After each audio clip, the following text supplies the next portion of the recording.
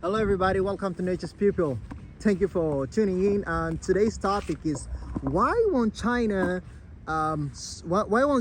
economy surpass the US economy in the 21st century? All right, getting right into it. So when we talk about economics, one of the things that we have to emphasize and to know is that economies have been rising ever since the 1900s. And one of the things that was also impressive is that up until the 1900s, when the US, I mean, the 1700s, up until the emergence of the US as a country, the US from the 1900s up until today has been the sole economic superpower, both economically, militarily, and in all aspects, to be more precise. So, with that being said, previous to the American Empire, we had the Spanish Empire, you have the Roman Empire, you had all this ascending and descending. You had the Qing Dynasty, you had the Indus Valley Empire, or sort of civilization, if you better say. So all these empires, these quote-unquote empires, had risen. But however, after a certain time, they lost their power. And one thing that that is quite impressive is that if you take, for instance, the Roman Empire, one of the things that bankrupted them is they were sort of inflating their currency to fund the wars they were doing in the Iberian Peninsula, or sort of when they were trying to take over Europe in general. All right, getting back to the point and the main point of the video, which is why won't China's economy actually surpass the American economy in this century? So as of today, we're in August 2023. Looking far into the end, guys, one thing that it's essential to mention: America as a country, from the 1900s, up until the 2000s, has been sort of projecting. One of the things that's interesting about America is that their tendency is to project their economy, their military, their expansion plans, all these things. They project it, hundreds of years ago. I'll give an example.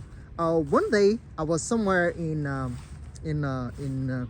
New York City, and if you go to New York City, or let's say any major city, medium size or major city in America, one of the things that you notice that they have sort of old buildings.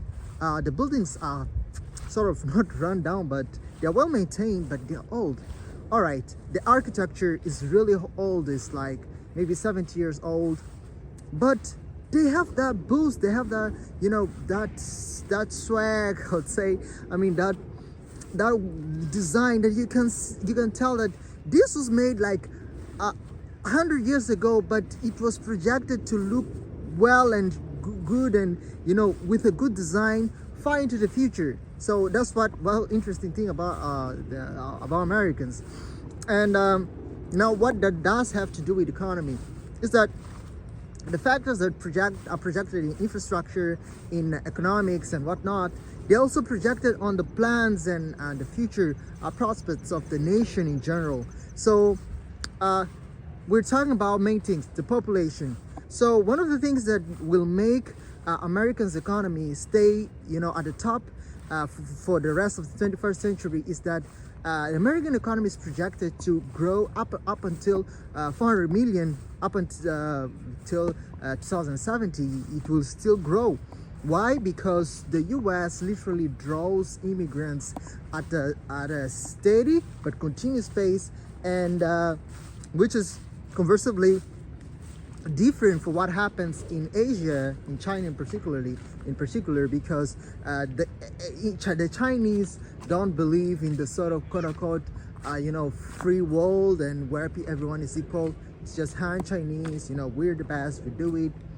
Population is a really important factor in a society as far as economic aspects are concerned, and as long as America keeps drawing immigrants, you have a very good workforce, you have a continuous and dynamic economy, and the government has sort of a place to sort of tag and ensure that the debts are paid and the economy keeps running going.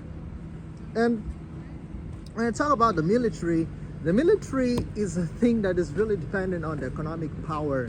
If you're not able to sustain a continuous, productive or continuous population in your country, it will be really hard to, effectively have the economy going. And if you don't have an economy going, you can't have a healthy military.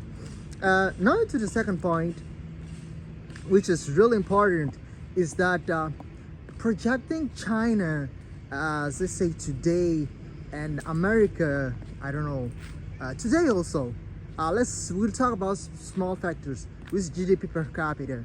So the GDP per capita of America is at number 7 in terms of per capita income. It's $80,000 per year. So an average American, if he's having a medium type job, a single person working regularly, will make $80,000 per year.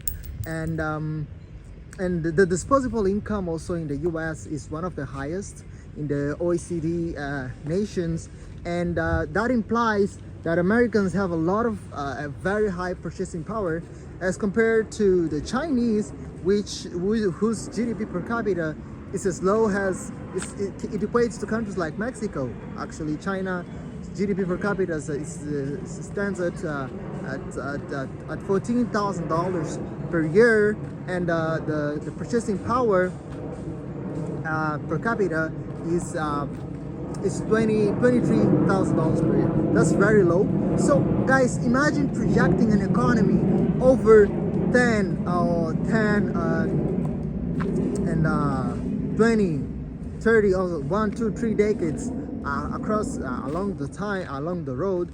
That is very, very, very difficult to maintain. And one of the major things that is really concerning for the Chinese now is their declining population. I don't know what is it about Asia, wherein the countries as long they get developed, the stress, it's very different from the West. The reasons that make, say, the birth rates fall in the West, they're very different from how the birth rates fall in Asia. It's a very interesting topic which I will talk about in a future video. So now, getting back to the declining birth rates, the birth rates in Asia are falling dramatically. One example would be Japan. In Japan, since the 2010, Japan peaked at 127 million inhabitants. However, now Japan stands at 125 million inhabitants. So in a span of 23 years, they have lost nearly 2.5 million.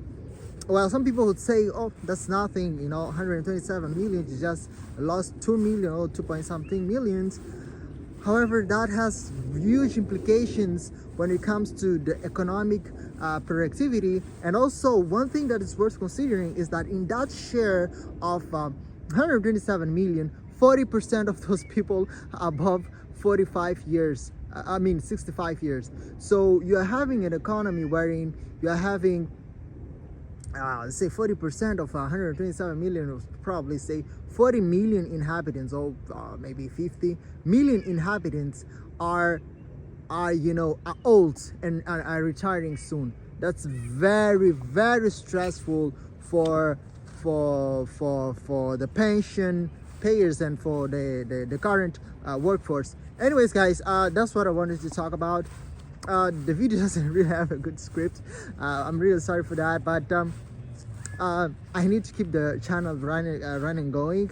I've already said that, and thank you for watching, thank you for tuning in, and I hope to see you in the next one. I'll try to make more elaborate videos. I already bought the setup, so probably within a week or so I will start showing my face. I'll start showing sort of details, and the videos will be nice and good. Thank you for now. Bye. Share, like, and subscribe.